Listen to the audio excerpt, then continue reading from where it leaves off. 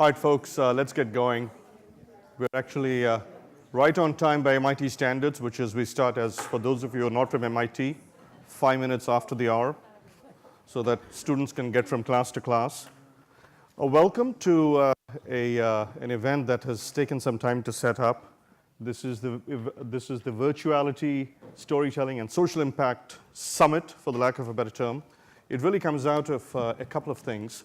It comes out of a class that is being taught at MIT, a seminar class, and also a really wonderful research effort that's burgeoning at MIT. So welcome. My name is Sanjay Kumar. I'm professor of mechanical engineering. I'm vice president for open learning. And along with Ken Zolot, where is Ken? My co-conspirator. We are running a seminar series on, on virtual reality along with Fox Harrell. Where's Fox? Fox is involved because he's actually teaching another course, and we're adjacent to each other on the topic. I'll introduce Fox in a minute. And we have students from the seminar, so this is also a class. And we also have visitors from outside MIT, from Berkeley, from Harvard, from Princeton, from all the way from LA, and actually from a very wide set of backgrounds. So, I just wanted to spend a couple of minutes talking about what we're trying to do here. Virtual reality is a field that has emerged over the last 20, 30 years, depending on how you look at it. Fox and I have talked about the philosophy of what is virtuality, and it's not clear exactly what it is. I think he has a very profound definition of it. And in my world, this is the world of open learning. I have many colleagues here in open learning. We started with massive open online courses, MOOCs, on edX. We did a lot of work with OpenCourseWare going 20 years ago. OpenCourseWare celebrated its 15th anniversary 2 or 3 years ago. So this whole business of online education has really progressed over the last 2 decades. Everything we do online, we also apply on campus at MIT. And so this is a maturing field and one that is exciting and interesting to watch. But we're still dealing, frankly, with videos and sound. And a really enticing opportunity for all of us is what happens as media becomes richer, as we can immerse ourselves in 3D environments, as we can immerse ourselves in virtual environments, defined more broadly as Fox defines them. Can we make learning more evocative? Can we make it more memorable? I have a couple of notes here from colleagues. If you are a marine biologist, would you learn better if you could be the turtle? If you're studying marine biology. If you were studying angular momentum, would it be easier to learn it and more memorable if you could be the wheel, right? And so these are some of the questions that led us to start working on a new effort in virtual reality. As I said, there were two streams that came together here. One is the seminar class, and the other is Fox's leadership in this really exciting area. So welcome to this event. I'm not going to take too much time. I'm going to kick it off, but let me tell you what the run of the show is. We will start with a panel discussion. We have 3 very eminent speakers. And the speakers are Professor Fox Harrell, who leads up research in this effort at MIT. And he will talk about our new Center for Advanced Virtuality, of which he is the director.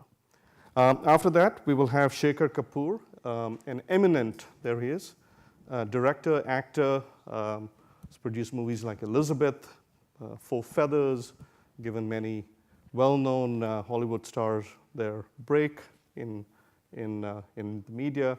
And Shekhar will talk about film and storytelling. And we've spent a lot of time talking about and thinking about where the story fits in the broader scheme of producing content, perhaps even in learning. And then finally, Professor Susan Rogers from Berkeley will be talking about the psychoacoustics, spatial localization, cues to finding where sound comes from, realism, what listeners know of how sounds are made, and individual differences in perception, with a tagline that not all ears are made alike. Which brings us to the second piece of this event. So usually when you have an event like this, you have a number of speeches, and then you have a number of speeches. So this time we decided to go differently. We have really great and diverse set of speakers talking about the topics I described, and then we'll have a panel session. And then in the second half, we will take a very deep dive into three-dimensional sound. Not three-dimensional space, but in addition to three-dimensional space, three-dimensional sound. And for that, we have two amazing colleagues, Edgar, whom I've known a long time, Professor Edgar Choweri, who's a professor at Princeton and an expert in three-dimensional sound, among other things. And he is the creator of a suite of technologies called BACCH, BAC. And he'll talk about that work. And Mark Mangini, who is a celebrated audio engineer and an expert on audio and expert who's worked on many movies that many of you have heard of, and he'll talk about sound and the importance of sound in the media. So what we'll do now is we'll kick things off. I'm going to start by requesting Professor Fox Harrell to come and talk about our new center.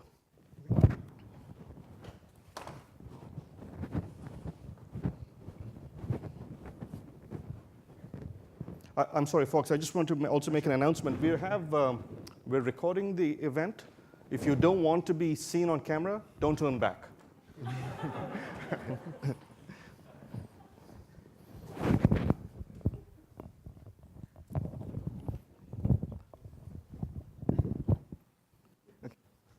Right, so first, thanks to Sanjay for the very gracious introduction. I'm very pleased to be here with esteemed co-panelists today and have a conversation with you. So what I'll talk to you about is virtuality, storytelling, and social impact, which is some of the kind of work that we've been exploring here at MIT, both within my research group and then now also more broadly across the Institute through this new initiative that Sanjay mentioned, the Center for Advanced Virtuality. Yeah, and so I should mention also, I'm professor of digital media and artificial intelligence here. I'm in 2 units. I'm both in comparative media studies as well as computer science and artificial intelligence lab on campus. So we really cross a lot of disciplinary boundaries in the kind of work that we do. So one of the things that I do here is I founded and direct a research group called the Imagination, Computation, and Expression Laboratory. And so this group brings together postdocs, PhD students, which are usually electrical engineering and computer science PhD students, comparative media studies master students, sometimes computer science master students, and undergraduate researchers, all together to do a few things. That includes inventing new forms of interactive narrative, video games, social media. Interactive narrative can be in virtual environments, VR, fully immersive spaces, but also other types of kind of immersive platforms that are distributed across the internet and so forth. And we produced, and we also analyze these kind of systems too. So besides using AI to make these systems adaptive, that is, it's not just about creating a kind of 3D virtual space. I mean, that's a part of it, but asking questions such as, could you use artificial intelligence instead to change the metaphor used to express a concept, or the emotional tone on the fly, or fix the plot but change the perspective of a character, or even the cultural perspective. And so for us, AI is really a way to enable very dynamic uses of this kind of a medium. And we also analyze them too, to make sure that they're in line with a kind of latest social theory, that they're not disadvantaging certain users and so on. So we produced a number of different kind of works, ranging from interactive narrative in collaboration with another group at Georgia Tech, that is a memorial for the Truth and Reconciliation Commission of Liberia that shows the kind of issues that took place after 14 years of civil war from a variety of stakeholder perspectives. There are 15 different ethno-linguistic groups there, as well as a number of themes that emerged from that process. So this is how do you memorialize that through a kind of interactive display. Works addressing issues ranging from everyday discrimination to how we manage our impressions in everyday situations. And so I'll tell you later just about a little bit of the kind of work that we do, but I want to just give you a sense of the kind of broader array of projects. And now one of the things that we've been doing here, as Sanjay mentioned, is launching a new center that's under open learning called the MIT Center for Advanced Virtuality. And the aim is to think about these issues at scale across the institute and then also across the boundaries of other researchers pursuing this area. And that's aiming to support innovation and research of technologies and especially experiences of virtuality. And so I can tell you a little bit in a moment too, just about what this kind of virtuality means in our particular point of view. I wanted just to give you a sense of what the function is of this kind of a center. That is, it operates both as studio and lab, that is making and understanding and doing, and as well as capacity building, that is salon, events, consolidating resources, and matchmaking between students, faculty, and projects. And so that means making, that's focused on expression and innovation. Research, that is, how do we understand the impacts of these kind of systems? What is the cognition of users, issues like embodied cognition as you move throughout these spaces? Does it change the way that you understand yourself as you go through these kind of experiences? And then assessment in terms of both, is the system doing what it's saying that it's doing? There's a lot of buzz around these ideas like empathy, that is, people imagine, well, just because you look like someone else in the virtual world, then maybe you should understand other experiences. In fact, we think it's not true in the sense that just the 3D graphical appearance is not enough. We actually have to simulate the experiences and phenomena and systematicity of social phenomena. So we use the term sometimes in the field social physics, the way that in computer graphics you have physics engines. We think about this as a kind of social physics engine that can enable these kind of systems. Then on the other side, events for capacity building here at MIT, as well as ways to enable student involvement, student clubs, the courses across campus, and shared resources. And informing the vision of the center, we can ask, what is virtuality, and how widespread is this, and how impactful are these technologies? So I could begin just by asking, how many people here, by a show of hands, have used some type of virtual reality technology? Right, so almost everybody that's in the room. And how about mixed reality technologies? About nearly as many. So you get a sense of the kind of pervasiveness of some of these kind of technologies, although it is a kind of selected audience that we have here. But we think about this in also a kind of a broader way than these particular kind of devices. And so for us, that means experiences ranging from taking on identities in 3D virtual worlds, like you just indicated by your show of hands, but also encounters online. And so one way to think about this is real experiences in some sense, but not primarily physical experiences that are enabled by the computer. And the reason we like to use this kind of definition is because when you think about issues such as learning, let's say if you learn something in a virtual environment and it transfers to the physical world in everyday life, there's some sense in which you don't want to say, well, that wasn't real learning, that was just some kind of virtual learning that doesn't apply anymore. And then the flip side, the negative, where you have issues of, say, harassment or bullying, even to the point of self-harm online. You don't want to dismiss those kind of experiences and say there's some sense in which they're not real, they're just virtual experiences.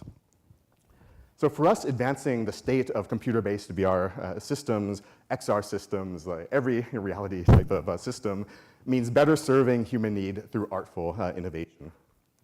That means exploring the aspects of ourselves, environments, and society that we can imaginatively construct atop the physical world using these technologies.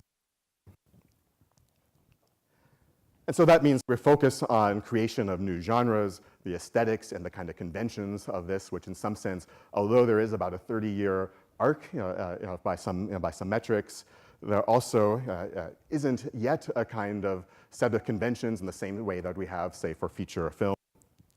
Research to understand the critical learning and social ethical impacts, and then finally, cultural and economic impacts such that this can be produced at scale.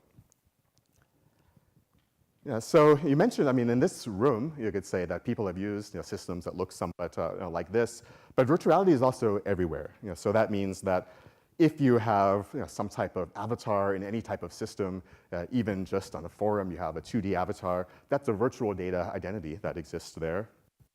And if you have an online account, whether for online shopping or social media and so forth, the kind of virtual self. So in that sense, virtuality extends across experience of even more than the kind of expert users that we might have here, but also everyday users in a lot of ways.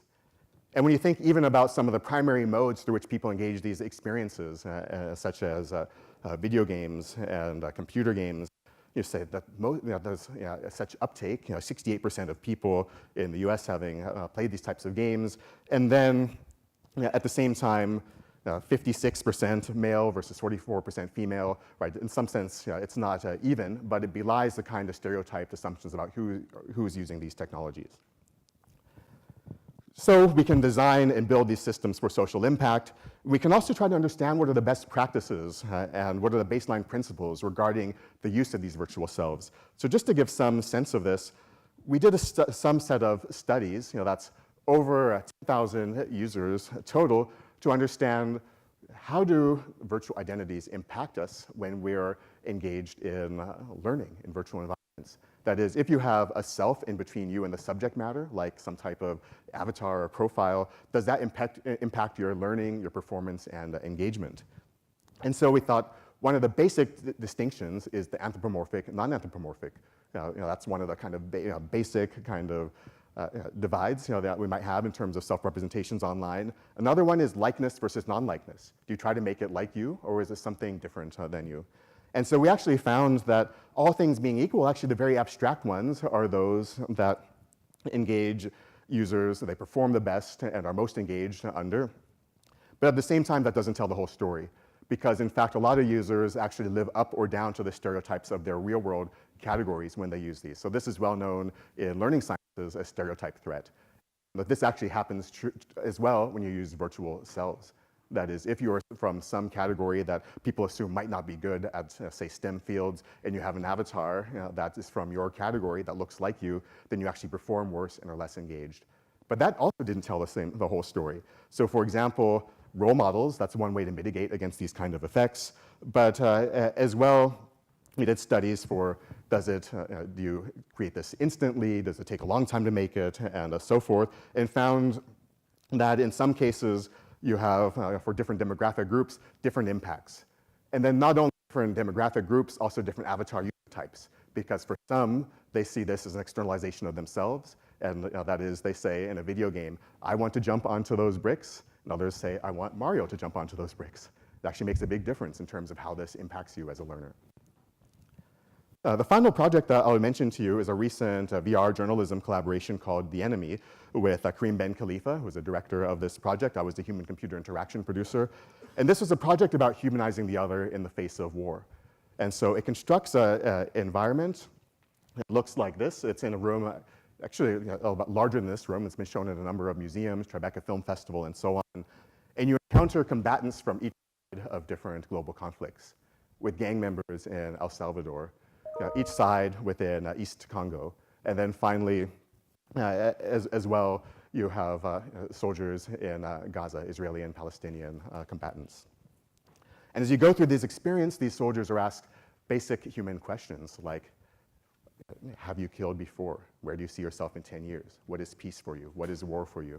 And in the kind of parallels and differences between these answers, you begin to get a sense of this kind of common humanality. So that's not to ignore the kind of history that exists within each of these kind of locations, but on the individual level, it gives a chance to go through the space and see that, in fact, there are parallels in the way people in each of these conflicts talk about these experiences. It's customized, you register, it shows you the experience that the war that you are least experienced with as the very last one. If you've been through traumatic experiences yourself, then we also dial down the experience. So there's a lot of kind of customization that takes place. And most importantly, it's reading proxies for your nervousness and bias as you go through the experience. So that means if you're standing very steadily and attentively, or you're kind of moving around and shuffling a lot, or you change your body, all these body language cues tell us about how you are feeling as you go through these experiences. And the narrative actually shapes according to the trajectory of your navigation, ranging from the lighting in the room. If you're very nervous, then you have the feeling of a cloud obscuring the sun on a partly cloudy day. Everything becomes darker. And if you're very attentive, it becomes subtly brighter and warmer. You get feedback through different kind of endings and stories that are evocative depending on whether you move towards less bias or more bias. And then finally, you see a virtual soldier, and hey, it's actually moving along with me. and you realize that you, to the other users, because 15 people go through this at a time, you realize that you have become the soldier that you are the least comfortable with by the end. That is, you could be like your enemy if you were raised in the same way. And so I'll just conclude by just showing a brief trailer from the work so you can get a greater sense of this and wrap up.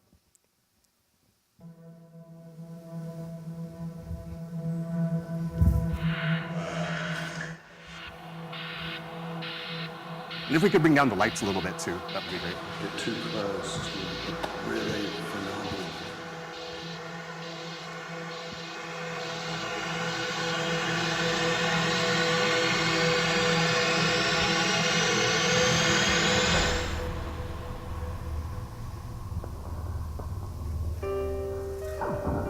The Enemy was born out of my frustration as a photojournalist and war correspondent. For almost 20 years, I have photographed conflicts and witnessed the consequences of huge geopolitical shifts.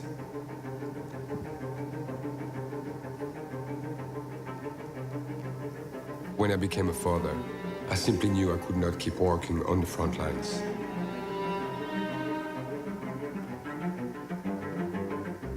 Yet, I was not done trying to understand wars.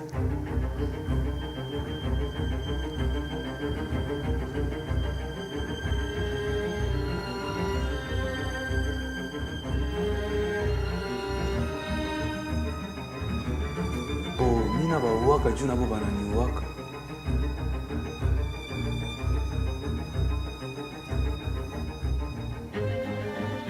My friends in Israel, when they know I'm heading for Gaza, can't help themselves but to wish me luck and to stay safe. They believe a lot of people in Gaza are irrational. Also, when I spend weeks working in Gaza and I'm about to return to Israel, my Palestinian friends are telling me the exact same thing. Be careful there.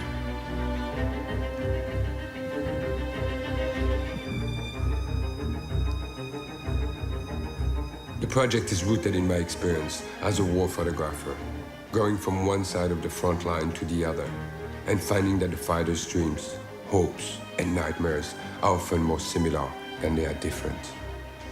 So there is a bigger story than the war itself, and this is the one I want to explore and share.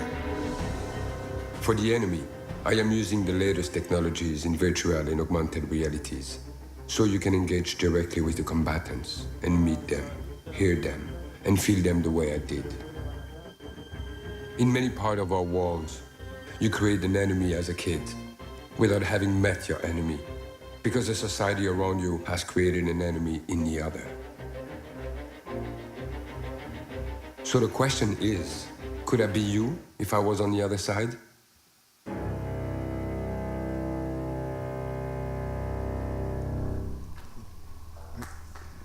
Well, thank you. Right. So I'll just, we could talk more about that later, but I'll just say that in the actual experience, there were profound moments of compassion we found in users that went through the experience, regardless of kind of which side of the conflicts they've been closer to, and even from the combatants themselves asking about the welfare of each other having gone through this experience. So to conclude, I feel that innovation in virtuality is crucial because nearly everybody uses these technologies these days, has some type of virtual identity. So we, again, as Sanjay suggested, we think very broadly about virtuality. And increasingly, these kind of platforms are interconnected worlds that we operate within. And then finally, I believe that we must take a thoughtful approach to considering these kind of technologies of virtuality because they span across how we communicate, express, play, and ultimately, as is our aim, impact society. Thank you very much.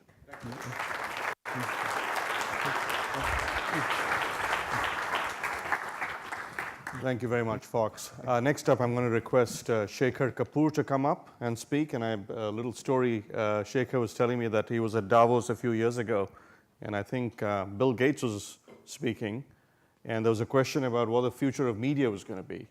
And Shekhar posited that the future of media is, I think you said, a technology company, Shekhar, what did you say? The new studios are going to be, the technology companies are going to be the new studios. Technology companies are going to be the new studios. And did he agree with you?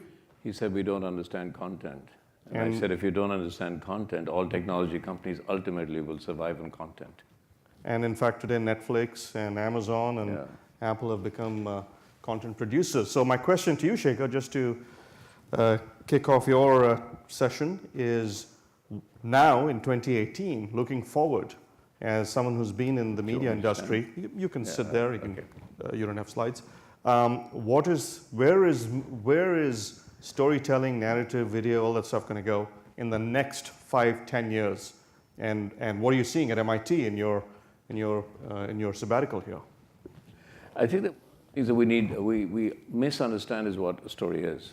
And I think one of the things that I'm noticing all around me, not only here, but also in Hollywood and film businesses and traditional businesses all over the world, a story has become what we call a 3-act structure. It never was a 3-act structure. It only became a 3-act structure because of a technology.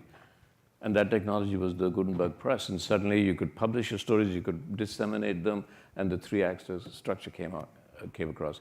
Before the 3-act structure, we told stories. So what was the difference? We told stories, we just narrated stories, and they never ended. They never ended. Now, how do you have a never-ending story in a 3-act structure? You can't. So that completely explodes the whole theory of the storytelling as we've got used to. So the first thing when I started trying to learn virtual reality and all these things because I thought I'm going to become a dinosaur if I don't, because this is a new way. What is a new way we tell stories? Because ultimately, all expression has been dominated by the techniques, the technology of what is offered for that. So in the times of the caveman, the technology was a stone against a wall. My daughter, when she was growing up, it was a crayon. Then as you published, you typed, then you made films. Each time a technology is offering something, and the world is moving. So what is this technology and what is it offering? To me, the first thing it's offering is a new way to express. It's offering me a new way to emote, right?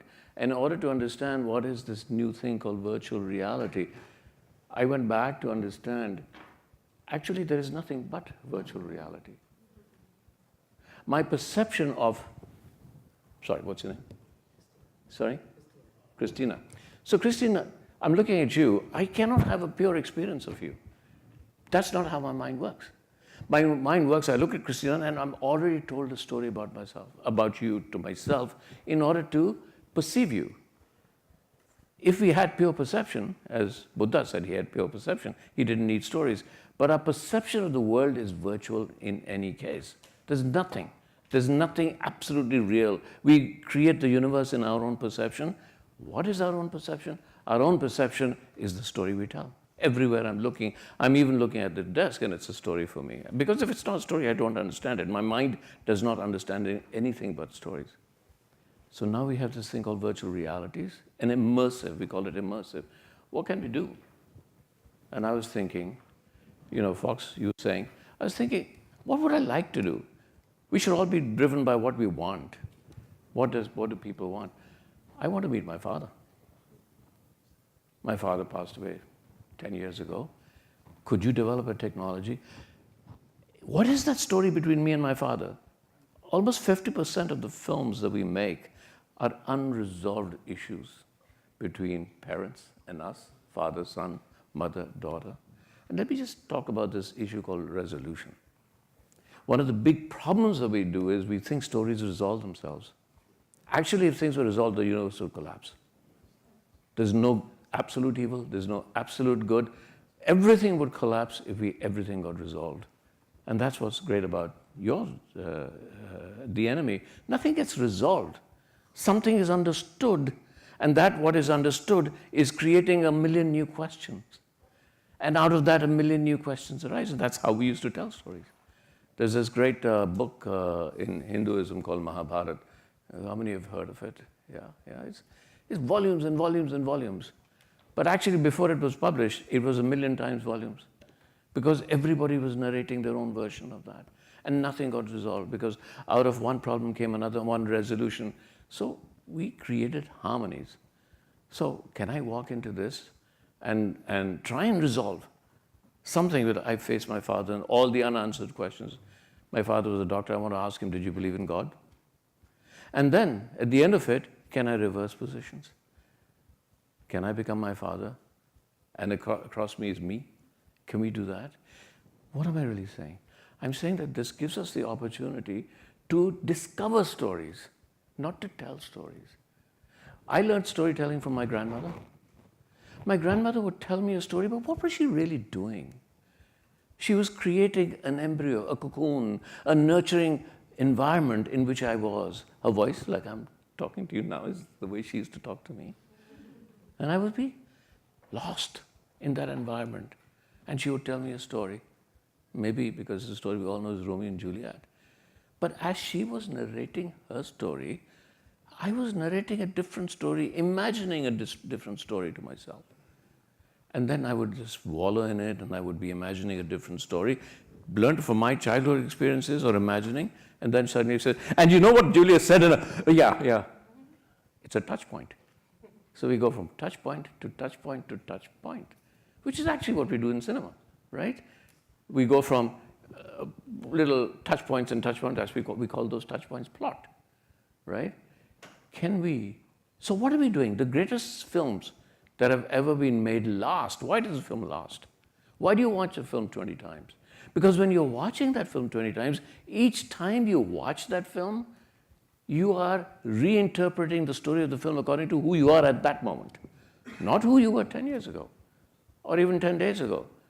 Who are you at that moment? And so you are actually telling your own story. And the reason, I watch 2001: Space Odyssey again and again, every time I see it, I understand it differently. So in virtual reality, we have this amazing tool by which because that's what we do anyway, the great films. What is engagement? Engagement is your ability, or the film's ability, or the storyteller's ability, or the technology's ability to encourage you to create your own story out of the various touch points that I've given you, or the technology gives you. And therefore, whenever I watch, so when you walk into this virtual reality, what I'm fascinated by is the way we encourage story learning, story imagining, is by taking those touch points and then expanding them, and then expanding them. Expanding the distance between those touch points. And in that distance, you are encouraged to take those distances, tell your own story in that. And so at the end, it's your story. Which is why I wanted to face my father of all the unresolved questions between me and my dad. Because ultimately, what you'll be able to do is expand those pauses, expand those touch points, include other incidents in that. And I'm resolving it. How am I resolving it? I am harmonizing it by creating myself. Is this not a great tool to understand yourself? And ultimately, what is storytelling? We are the stories that we tell ourselves. We are nothing but the stories we tell ourselves. So what I think virtual reality, and this is why I'm here, Sanjay, you asked why, I'm trying to understand how to provoke what we've been trying to do as storytelling artists all our lives, as storytellers. If you go to Marrakesh, you got these little markets in Marrakesh, and there are these storytellers. Everybody's sitting around, they start telling a story, and they start telling it, and then somebody will give them a little bit more money and say, oh, that character, can you tell me the story of that character? Now, you could go on telling the stories, a story out of a story out of a story. So we have the opportunity in this to create new stories. Sanjay has told me 5 minutes. I can go on for 5 hours, but is there any one question, Sanjay, that you have? We'll hold the questions to the end. Yeah. We'll do questions at the end. Okay. Okay. All right. But one last question for you. So, but you have 2 minutes. All right. But from me, just to sort of fill up the 1 minute that we have left for you. Yeah. So how do you think that in 5 years or 10 years, do you think we'll be making movies the way we do today?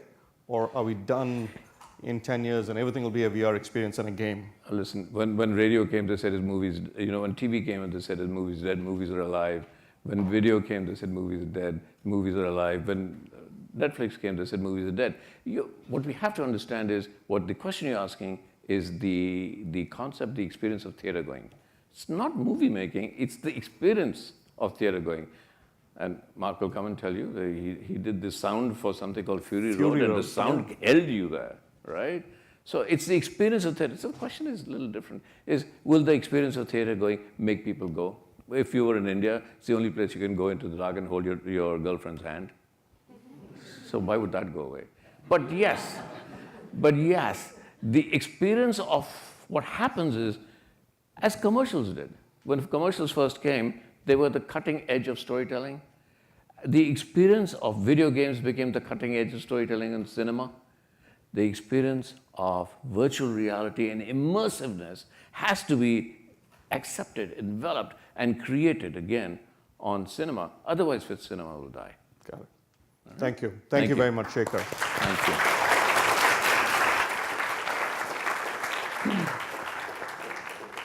So our third speaker is Professor Susan Rogers. I've got to tell you a little bit of trivia about her.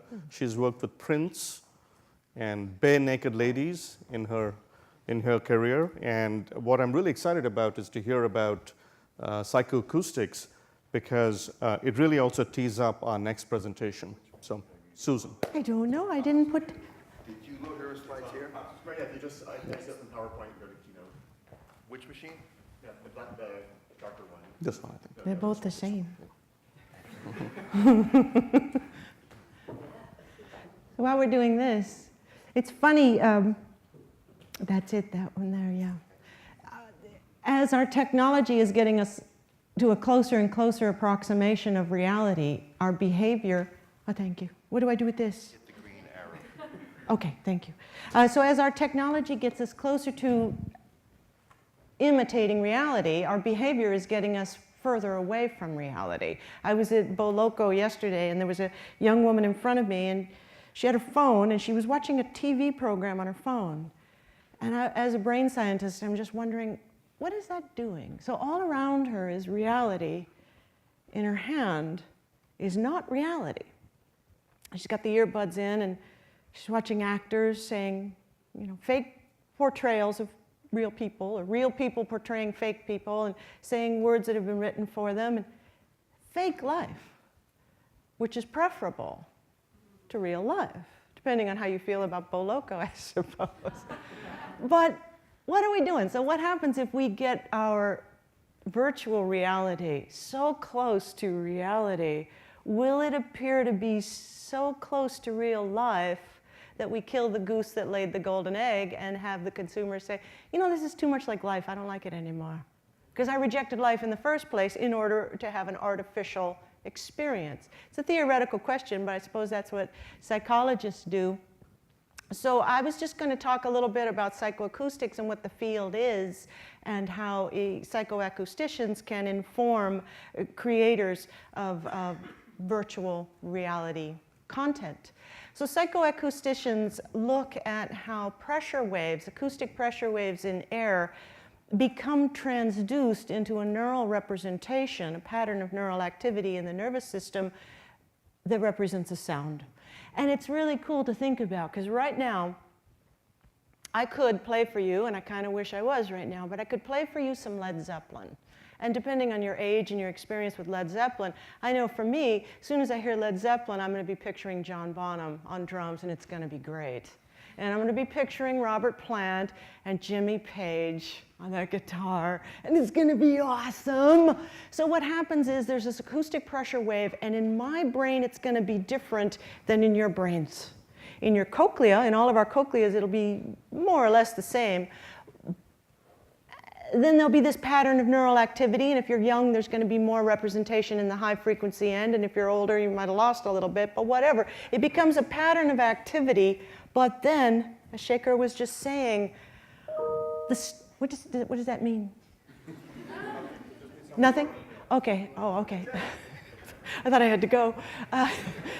So in your head, it's going to be a different story for everyone, depending on the life you've lived, the experiences you've had, and depending on your ability to picture John Bonham and John Paul Jones and Robert Plant and Jimmy Page. So every experience we have is filtered through every experience we've ever had. Your generation, young people, lucky you, are the first generation to be able to design musical instruments that don't physically exist. So now when I listen to techno or electronic dance music, I'm hearing sounds and there's no physical correlate of that. I can't picture what made that sound. I have no idea what made that sound. So what's that going to do to my daydreams? I don't know what that is. I don't have people to imagine. I don't have an instrument to imagine. What am I going to think about? Well, I don't know. Remains to be tested. We'll find out in this new world. New to me. So anyway, psychoacoustics, it looks at, for one thing of many, we look at spatial localization. How do we localize something in 3D space? It's actually a matter of life and death to be able to tell if you're walking, you're an ancient proto-human and you're walking through the grass and you hear a little rustling behind you. Do you freeze or do you run? Well, what does that rustling represent? What caused that thing to rustle? I don't know. Is it a snake? Is it your kid? Who knows? But you had to be able to make that computation very quickly to be able to make the right decision. So this process tells us where and what a sound source is, whether it's approaching or retreating, and how fast and what kind of environment it's in. When things get very close to us, we hear more highs and more lows, and when they get further away, it rolls off the high end and the low end.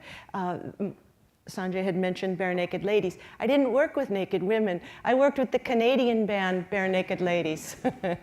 And it was fun to do. It was fun to mic an amplifier and then mess with the EQ at the top and the bottom end to see if I could approximate a small thing right in your face, or something that sounds like a massive thing at a distance. And then as I bring up the fader and get it closer and closer and closer to me, I know to expand the top and the bottom end to make it more real.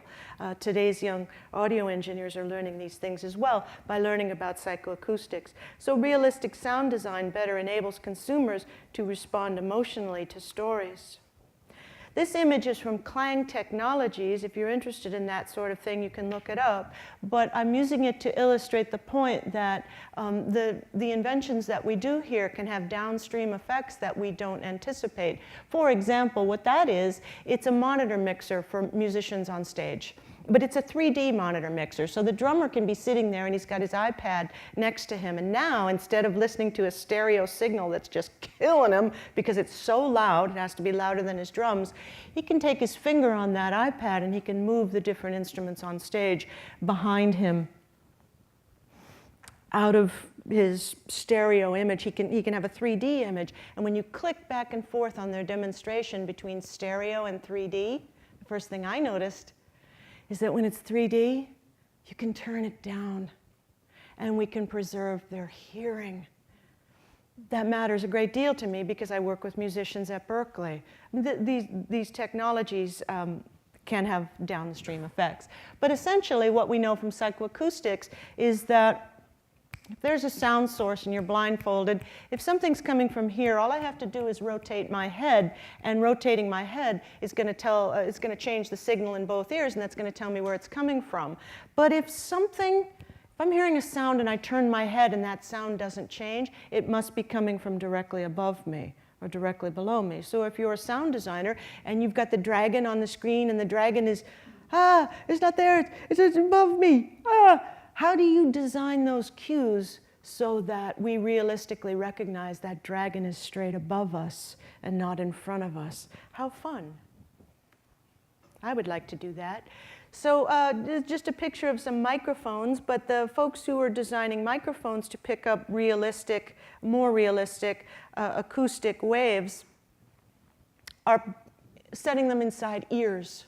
Do we want that? Do we need that? Would that be good? Well, I don't know. It would be fun to mic a drum kit with those microphones and see. We're just so used to hearing sounds the way we've always heard them. Sometimes we don't like new things. The great engineer Frank Filippetti just recently decided to, rather than mic instruments the way he always had, with the microphone in front of it, where the instrument produces its sweet spot, instead he said, what if I mic'd these instruments from the player's perspective? Instead of putting the mic here for the acoustic guitar or the cello, let me put the mics here. So he did a whole recording and he sent it to me and I listened to it. I didn't like it. I didn't like it because it sounded as though I were playing. I don't want to play. I want to listen. I want to be the listener. That's my role here. Our perceptions do change our reality, and it has been said the human brain treats a new idea the way the human body treats a new protein. It initially rejects it. I don't like it because it's new. Takes us a little minute. Ears are shaped slightly differently, and those slight differences lead to big differences in high-frequency processing. Simply not all ears are the same. That's 8 different traces from eight different people. It's a nice paper. But you see up there at the high frequency and right around 6 or 8K is where there are great differences between people simply based on the shape of their ears. And you can tell yourself, all you have to do is move the shape of your ear around a little bit, and it's that high frequency that's really going to change. Little movements lead to big differences. Though HRTF is head-related transfer function, and psychoacousticians map those things. The experts in this room know far more about this than I do, so I won't get out of my depth. But researchers today are looking for new algorithms to develop scene-aware audio to blend with 360 video. This paper just came out last month, and the researchers are from Adobe, the Adobe Corporation, as well as Columbia University.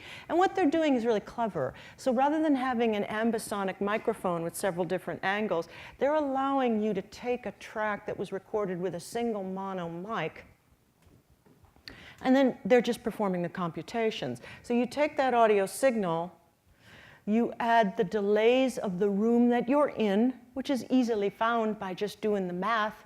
You're going to have a height and a width and a depth, and you take that. And then, for the tail end of it, you have an impulse response measurement. We know that this room is cement, and there's this acoustical treatment over here, and that's probably drywall on the ceiling, I suppose, and there's some glass up there, and the room is so big. We can do the math. That's pretty easy to figure out. So the end result is you can have a realistic space for every kind of audio from a single mono microphone. It's the Adobe folks that are very interested in this. And they do things like plot how energy from different distances from the sound source behaves over time. As you can see, it converges at the top image up there. This bottom image here is from a paper from the great Josh McDermott, who was here at MIT for a while. He's a giant in the field of music perception and cognition, kind of a young rock star. Anyway, this is a paper from 2013, and he and his graduate students were looking at something really interesting. And they were providing evidence for the fact that the brain is constantly performing computations to tell us where we are. So he showed, with the texture discrimination up there at the top, he presented to his listeners, for example, the sound of rain outside your window. Second sound would be more rain outside your window. The third sound would be pebbles falling on a hard surface like plastic or something. And your job was to guess which one of these is different from the others. And that's the texture discrimination timeline in blue there. And he showed that the longer the excerpt, the closer people could get to a correct decision, like of recognizing pebbles falling on a surface versus real rain. They were really good about that because the longer the exposure to a sonic environment, the more data we have to tell us what sort of reality we're in. But the opposite was true, the red line, for the exemplar discrimination. And this was the more interesting data. Which sound was different from the other two? So the first couple of sounds, for example, would be exactly the same. Rain outside your window, followed by the exact same sound example, rain outside your window, followed by rain outside a different window. And that's when, the longer it was, the worse performance got. Because the brain just decided, this is rain, I'm going with it. And didn't bother to segregate those two because there was no useful, relevant information in the differences. So if you're designing something, if you're designing audio for a film or a story or a game or something, it would behoove you to know a little bit about how the brain computes what reality is. And it's really important to understand, I tell the Berkeley students this all the time, you must understand that musical training in childhood develops the auditory path from the cochlea all the way up to the cortex here, such that musicians become auditory athletes. And they are capable of faster and more accurate processing of sounds compared to non-musicians. And when I show these kids some of these slides, I've got plenty of data to back up this point. There are drastic differences. For example, this comes from the great Nina Kraus and her colleagues. It's showing in red, in the red trace, musicians, and in the black trace, it's non-musicians. And it is, what she presented to them was a dyad. It was 2 notes. And I think if I remember correctly, well, it's the 2 notes depicted on the bass staff there. And I'm not a musician, so I don't remember what they are. Anybody tell me? Thank you. G and E. So there's a low note and there's a higher note. But when she presents this dyad to listeners, the musicians automatically attended to, we see in the blue circles up there on the red trace, the upper overtones to tell them what musical interval this was. The non-musicians, as you see on the black trace there in the green circles, attended to the fundamental frequencies. The trace that she's measuring, where she derived this data from, is auditory brainstem response. It's the same thing I do in my own laboratory, looking at the automatic, pre-categorical, pre-cognitive processing by the auditory system. Musicians, through virtue of their training, automatically are going to attend to the musical information in something like a musical signal, whereas non-musicians can't do it. It's not that there's anything wrong with their hearing, it's that they are not going to attend to those relationships because it's not relevant in their experience. Nina Kraus and her colleagues also showed that music lessons improve auditory signal processing for all types of sounds, music, speech, and environmental noise. And the more music lessons you've had, the better able you are to segregate speech and noise. So if you're watching a movie and multiple actors are speaking against a noisy background or in a reverberant environment, musicians are going to be better able to hear what's being said. They're also going to be better able to extract words from people who are speaking with a heavy accent because they've got that super highway that allows them to process sound better than the non-musicians. So sound designers in the room, if you're mixing your audio and you happen to be a trained musician, pull in a few non-musicians, pull in your mom, pull in your dad. Make sure that they can hear the same thing that you hear as well. Memory for sounds in the auditory cortex and elsewhere. Pitch perception and hearing in noise is far better for musicians than non-musicians due to the neural architecture that supports auditory processing. This is comparing musicians on the left, non-musicians on the right. The bottom figure there is an autocorrelation. An autocorrelation is a mathematical function that extracts regularity from something. So if you've got a pitched vowel or a pitched musical instrument tone, of course it's going to repeat every X number of milliseconds because that's why it has a pitch. Musicians are able to extract that automatically in their processing. Non-musicians, it's scrambled. Pretty drastic differences. There's wonderful data out there. I'm going to end with, thank you, but I've got just a fun thing to tell you about. I hope you think this is fun.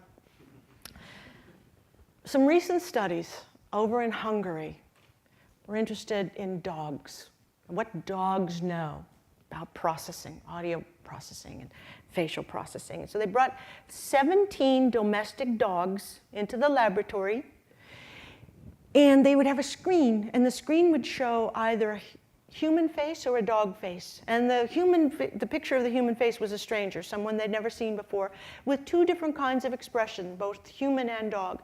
Happy and angry, human and dog, paired with a voice, happy or angry, human and dog. A voice speaking a foreign language that these dogs had never heard before. And what the researchers were interested in is if the dogs could recognize a disconnect between a happy-looking face with an angry-looking human voice in both human and dog exemplars. And they could. easily, without any special training. What that tells us is that's innate. And we can extrapolate from that finding and recognize that if dogs can recognize your face doesn't match the tone of your voice, certainly human beings can do it. And we do it really, really well. So sound designers, you do need to know something about the cues that are present in an audio signal that convey all manner of things, from spatial localization to the room you're in, to the mood you're in, so that you can make things real and design those dragons that have a real voice and those ETs that have a voice that makes us say, oh, that's something from another planet. I've never seen anything like that before. You can do it, but check out the work of some psychoacousticians before you do. So thank you.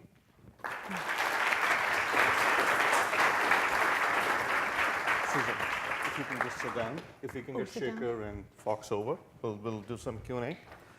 So as we're getting settled in, I just, Shane has a mic. Where's Shane? Has Shane vanished? Okay.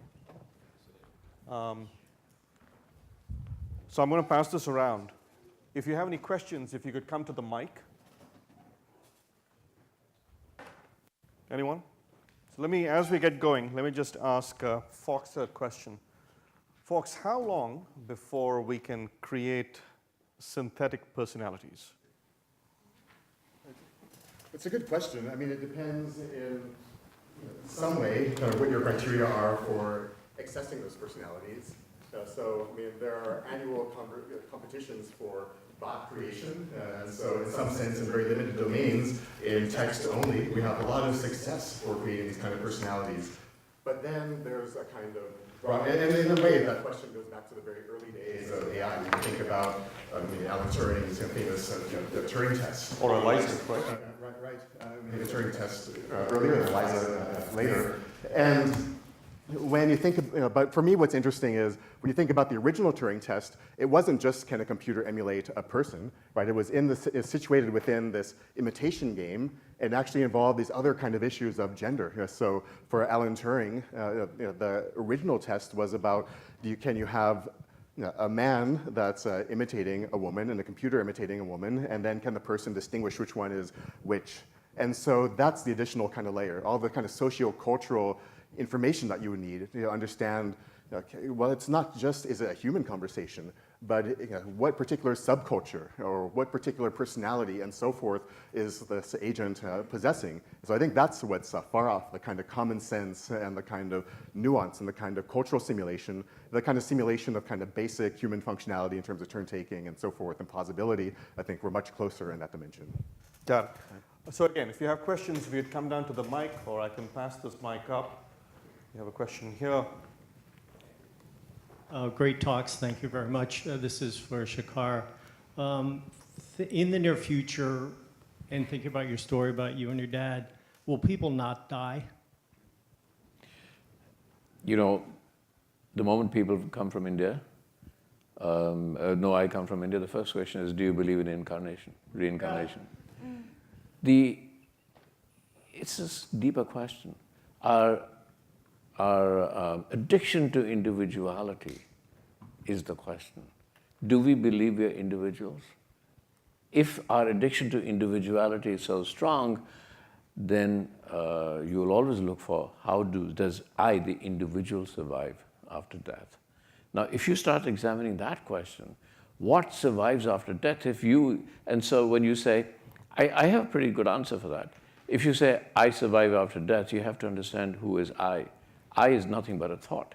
So really, your question becomes then, does thought survive after death? Obviously, it doesn't, right? So can we have individuals? Yeah, you can have a likeness that survives, but you have to understand what you're looking for. When you were answering this question of personality, a personality and a person are two different things. The question really should be, could we recreate a person? But a personality and a person, they're two different ideas. And which is why in Japan, some of the manga pop stars are huge stars. They're not persons, they're personalities. So there's a very complex question.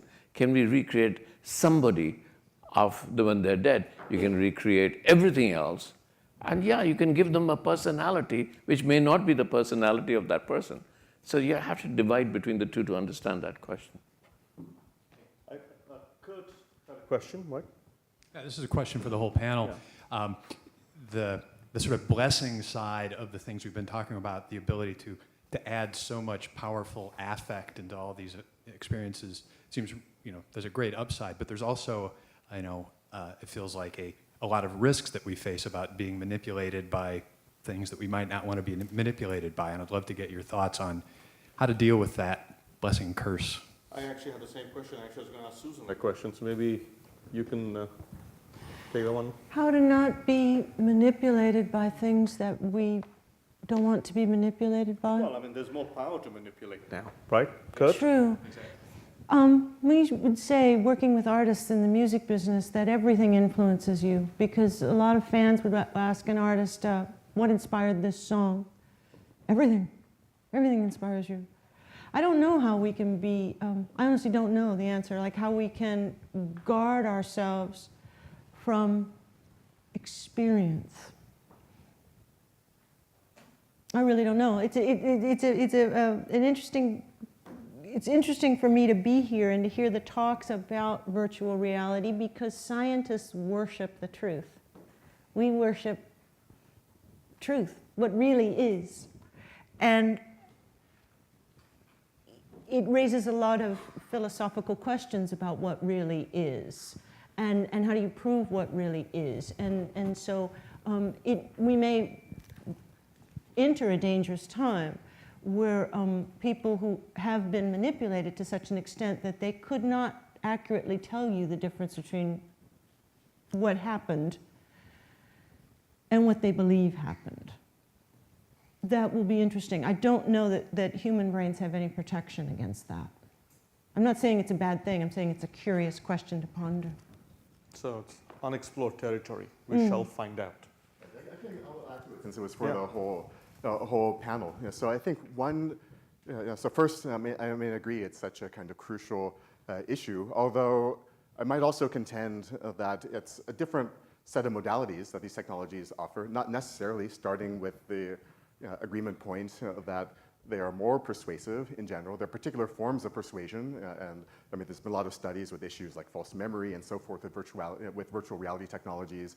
But at the same time, of course, sometimes face-to-face contact, as journalists know very well, there's kind of different veracity that takes place than a mediated experience. So that's just questioning a bit of the premise at the same time as acknowledging the intense danger. And so one of the kind of things, the kind of things that we do within the lab is, first of all, turning the lens of the technology around. So using AI techniques to analyze the media as well. So we'll do things like take a best-selling video game. So we studied one video game that on its best, on the first day release, made about $214 million. By comparison, Star Wars on its best weekend, these are both adjusted for inflation, made about $27 million. So it's about a factor of 9 in terms of revenue, but we're able to show by turning the lens of these machine learning processes on this particular game that, in fact, if you play as a female character, you're going to be advantaged only in playing one of the 3 major play patterns within the game. Only a stealthy thief, intelligence or strength-oriented, you're going to be disadvantaged within this video game.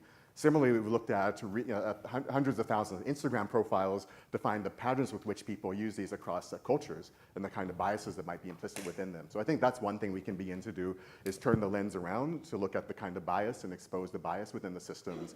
And then the final thing I'll say is that, so the first level of persuasion, that would be something like creating the kind of new persuasive understandings. So that's kind of, like we use the term kind of procedural rhetoric sometimes. But another level is giving people tools to think with that presents multiple kind of worldviews within them. And I think Shaker referred to this earlier. It is not giving the people the answers, but giving people the systems, simulating systems and patterns of experience, and then they can begin to make their own conclusions as they see systematicity through these experiences. That is, everyday discrimination, it's not one-off experience. In fact, there are patterns of these kind of experiences. Now you can put them together, recognize those patterns, that's what you've learned from the system, and that's a different type of persuasion than just something like propaganda. It's a kind of a tool for critical thinking. Let me, any questions? Would you mind just coming up here so they can see? Yeah.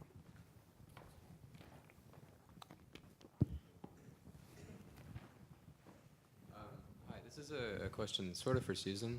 So I'll take this off. So sort of in relation to that entire thing, what happens when, for example, we come to a point where we're able to simulate, either with voice masking or voice simulation, things that people say, and then in this sort of same lens, how do you tell, sort of like whether or not you're able to tell rain from pebbles, how do you tell simulated voice from non-simulated voice, and what happens when that becomes an issue? Like, if that is used to harm or damage someone in their, like, you know, their image or whatever. Do you have any thoughts on how that might play out?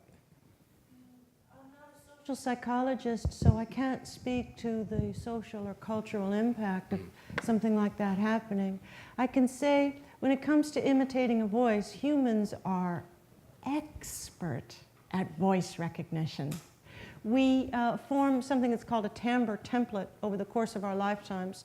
We can recognize the unique filter of each person's voice so well that we can recognize our best friend or our loved one's voice on the phone, even if it's a bad phone connection, even if that person happens to have a cold. We can still recognize the prosody of their speech, and we can still extract from enough cues in that signal, and from the things that they're saying, obviously the context, we can extract that and recognize this is someone who is very familiar to me. Likewise, we can often recognize the voices of celebrities. If you play an isolated clip of a celebrity, I've never met Al Pacino, but if I heard a clip of his voice saying something that I don't recognize, I still recognize it's Al Pacino. So, from film. So humans are really good at this. We discount just how powerful a computational engine is the human brain. 100 billion neurons. That's some serious math it's capable of. So if you were to design an algorithm that would cleverly imitate a person's voice to the extent that it could fool everyone who knew that person well, you're doing some serious math. And maybe there'd be better things you could be doing with your time. I don't know. I don't know if a criminal would be clever enough to be able to do it. But I can tell you this: it's probably easier to fool us with facial recognition than it is with auditory recognition, because sound is a faster and a cruder sensory mechanism than is vision. So yeah, it'd probably be hard to fool us with sound. Thanks for that great question. Yeah, go ahead. Actually, Shekhar. A previous question about manipulation. Thank you. One little question is, you have to decide, it's a moral question, where does teaching become manipulation? If you can answer that, then you can answer your question. Yeah, yeah. Actually, we have 1 or 2 more minutes, and I just want to ask the panel one final question. I'll start with you, Shekhar. If we could, we have sound, we have video, we can do sound in 3D, we can do visual in 3D. If you had haptics, or the sense of smell, let's leave out taste for the time being. Would that change the way we made movies? Just leave you with that thought. Every additional technology that we can have to give you a greater sense of the world, right, will change the way we make movies, because a lot of times we're trying to replicate the world. If you just go silently, watching a forest. When my daughter was young, I used to take her along a forest and make her touch everything and make us hear every sound, and then bounce her sounds across so that she would understand the whole environment. So the more you give, the more we as filmmakers or as creators or content makers will try and adapt to your reality as we think your reality is. But let's not forget, a lot of when you are telling a story and you're creating perception, it's also about what you take away. We were watching somebody, when we are making a film, we suddenly take all sound away and make it a very silent moment, even artificially silent, to push on the point, and it tells its own story. Or, when every filmmaker in the world, when he's doing Romeo and Juliet, when Romeo sees Juliet, Juliet says Romeo, suddenly goes slow motion. Take a sense of time away. You know, so we constantly, it's also what you take away that tells a story to accentuate a point. And I think, Susan, you talked about how the eyes and sound collaborate, visual and auditory cues. Do you see this happening? Smell, touch, et cetera, and Fox? I think it'd be wonderful when it does, when we can integrate experiences from all of our senses so that things feel more real. I don't know what we will do with that additional information, but as young consumers, now that we have more information, how will it affect our love of stories? I'd like to share something with you, though, just because it's a cool thing. I hope, begging your pardon. The psychologists are interested now in something called the default mode network, and that refers to what your nervous system does by default when it goes back to its baseline state. So our attention is constantly drifting back and forth between the external world and our own internal world, our own thoughts. A paper came out recently that was exploring happy versus sad music and its effect on the default mode network. And these good scientists discovered that happy music makes us focus on others and the outside world more. Sad music turns our attention inward. And I presume that this is true with movies, that happy, exciting things help us to focus on the other, whereas sad stories are getting us to focus on ourselves. That's, this is the kind of work that's coming out of brain science laboratories that will inform storytellers in many different domains in the future. Neuro movie making, right? Right, and I mean, so I think for me, it's, it goes back in some way to your very first question, which is the aim doesn't, that's about imitating people or here, kind of imitating the motor sensory experiences of the physical world.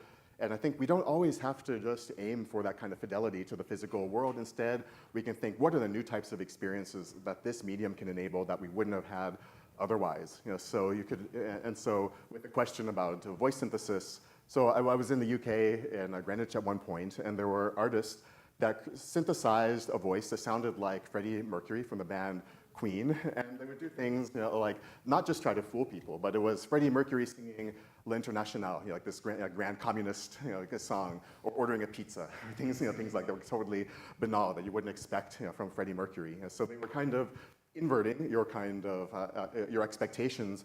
And so when I think about this question about haptics and smell, it's more about what are the conventions that will arise. That is, imagine a movie like The Truman Show, and you think you're in this you're in this lush forest and this expansive environment, and then you reach out and then you feel bars in front of you. Right, so that kind of, it's like a counterpoint, that begins to exist at that point.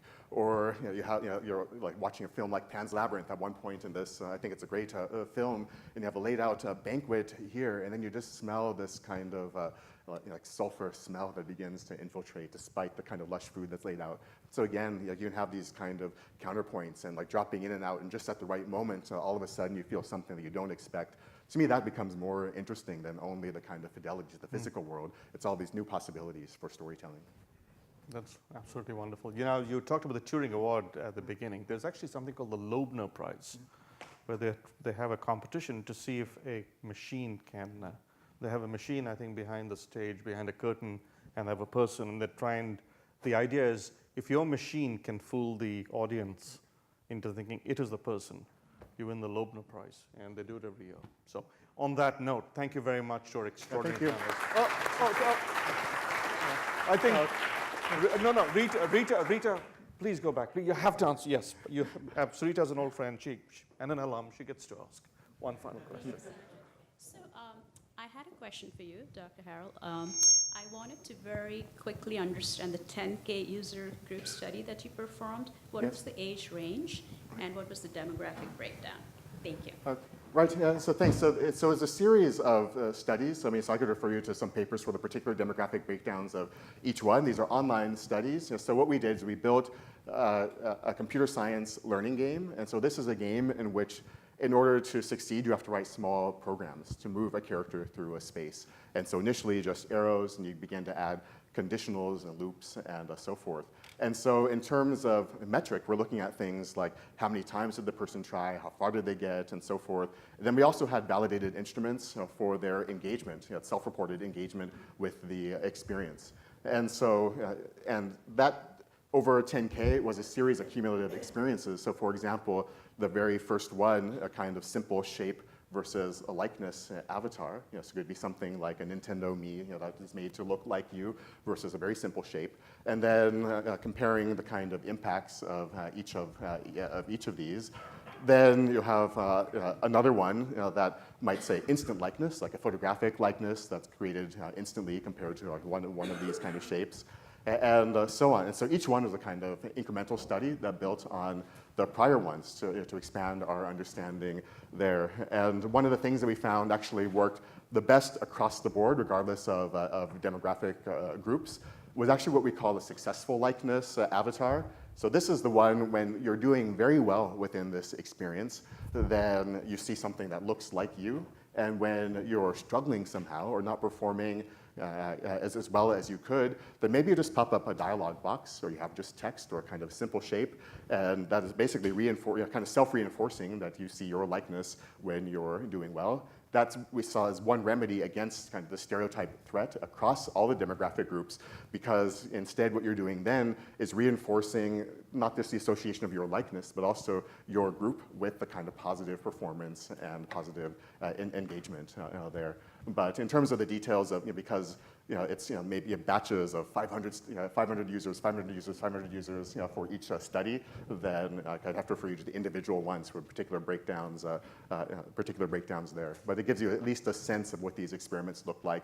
And I'll end saying after the online experiments, we went into public schools, and so in that case it was high school students, and so we work with high school students for more in-depth qualitative studies of how they relate to their avatar and how they respond when they see their avatar standing in between them and the computer science learning subject matter. Terrific. I think it's sort of the scientific basis behind a picture of Dorian Gray, right? Yeah. Well, anyway, thank you very much to our great speakers.